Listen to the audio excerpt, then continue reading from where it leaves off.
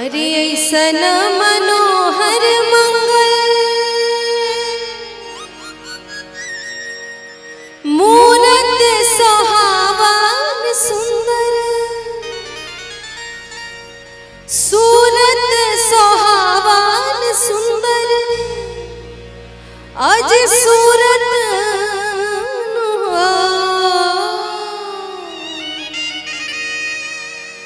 ए राजा जी ए राजा जी ए राजा जी करे तारा जरूरत मुहूर्त खूबसूरत हो। ए राजा जी करे तारा जरूरत मुहूर्त खूबसूरत हो। ऐसन मनोहर मंगल मूरत सुहावन सुंदर सूरत सुहावन सुंदर सूरत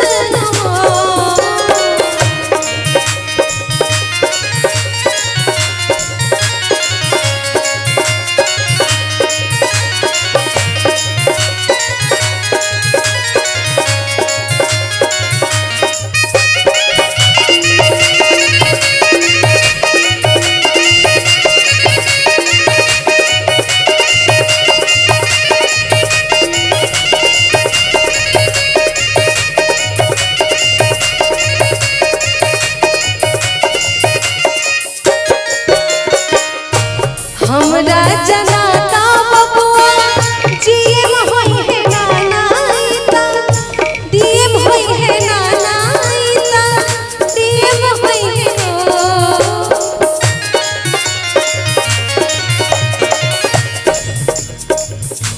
हमरा जनाता बबुआ जीएम होई है नानाईता डीएम होई है नानाईता डीएम होई है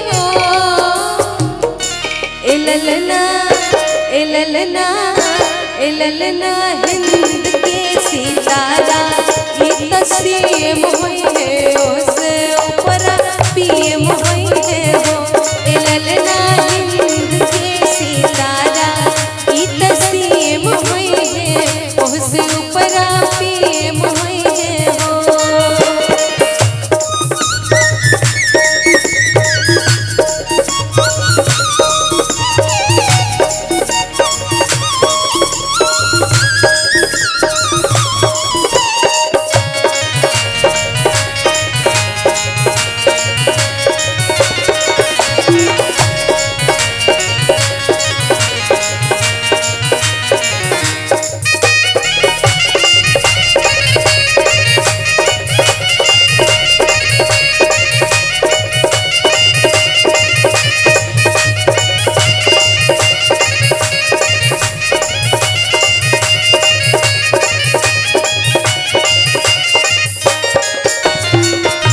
मुनि बाबा ऐसन बबुआ ज्ञानी हुई है राजा ऐसन दानी हुई है राजा ऐसन दानी हुई है हो।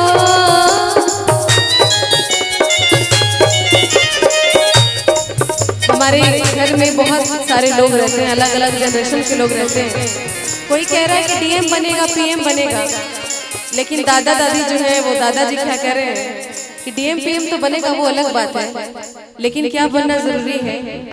मुनि बाबा ऐसन बबुआ ज्ञानी हुई है राजा ऐसन दानी हुई है राजा ऐसन दानी हुई है हो। ए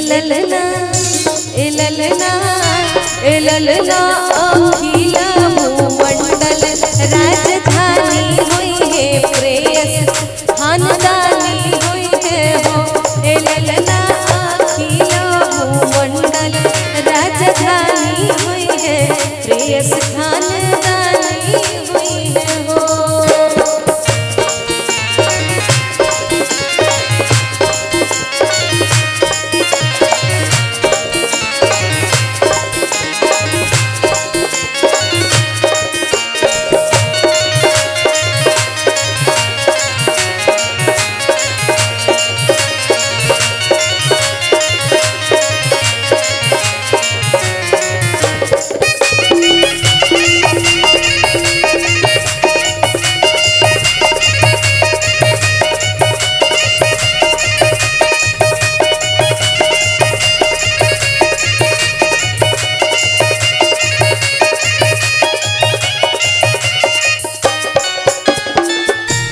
बबुआ हमार महाराजा होई है राजा जी, राजा होई है राजा जी, राजा होई है हो।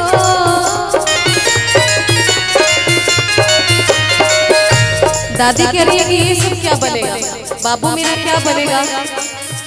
और वैसे भी दादा दादी वीर गाथाएं बच्चों को बहुत सुनाते हैं, राजा रानियों की कहानियां बहुत सुनाते हैं।